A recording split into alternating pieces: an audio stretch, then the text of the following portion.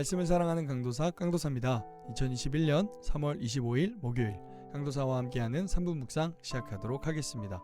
오늘의 본문은 누가복음 21장 29절에서 38절까지의 말씀입니다. 먼저 묵상도에 보겠습니다. 예수님은 때와 징조에 대한 사람들의 질문 중 이제까지 징조를 설명했다면 29절에서 36절에서는 때와 관련한 교훈을 주십니다. 예수님은 종말의 구체적인 시간을 알리지 않고 종말의 확실성, 즉 인자가 확실히 온다는 사실을 강조하시고 인자의 재림에 합당한 준비가 어떤 것인지를 말씀하십니다. 마지막 37절에서 38절은 종말 강화의 결어일 뿐 아니라 마지막 결론이라는 거죠. 성전에서 가르친 예수님의 말씀을 매듭짓는 역할도 하고 있습니다. 자, 다음은 오늘 본문의 개요를 보겠습니다.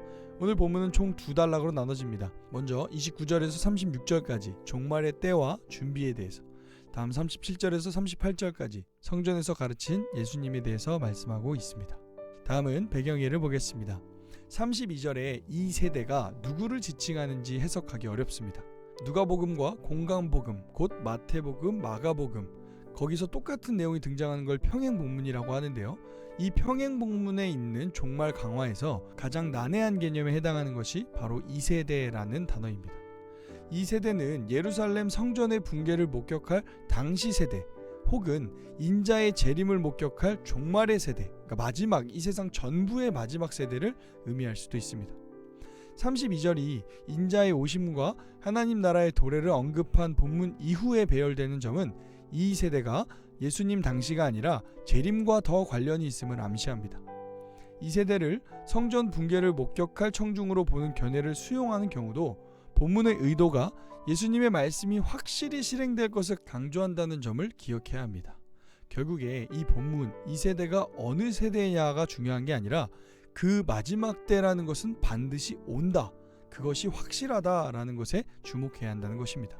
자, 지금부터 잠시 영상을 멈추시고 여러분이 직접 말씀을 읽으시고 말씀 가운데 하나님이 뭐라고 말씀하시는지 잘 경청하신 이후에 마지막 묵상 포인트로 돌아오시면 더 유익이 있을 것 같습니다.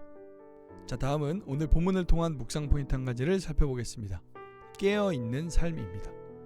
오늘 말씀처럼 반드시 이 세대가 지나기 전에 말씀하신 모든 일이 이루어질 것입니다. 실제로 70년에 로마 군대가 예루살렘 성전의 돌 하나도 돌 위에 남지 않게 다 무너뜨렸습니다.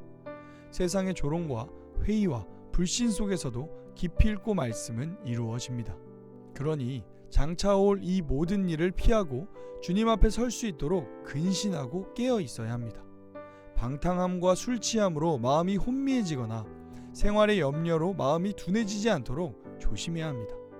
영적 권태와 나태에 빠지지 않도록 기도에 힘써야 합니다. 다시 오실 주님을 기다리는 것이 나에게 불편한 긴장이 아니라 자연스러운 일상이 되게 해야 합니다. 그것이 깨어있는 삶의 모습이기 때문입니다. 사랑하는 여러분, 질문하겠습니다. 나는, 여러분은 깨어 있습니까? 깨어서 주님을 기다리고 있습니까? 주님 오시는 일이, 그 마지막 재림이 나에게 긴장이나 걱정이 아닌 기대와 소망의 날로 여기고 오늘 하나님과 친밀하게 살아가고 있습니까? 가장 중요한 것은 주님이 반드시 오신다는 것이고, 그런 마지막 때를 준비하는 우리는 오늘 함께 하시는 하나님과 친밀하게 살아가야 한다는 것입니다. 이 사실을 기억하고 오늘도 주님과 긴밀하게 친밀하게 동행하는 아름다운 하루가 되길 소망합니다. 감사합니다.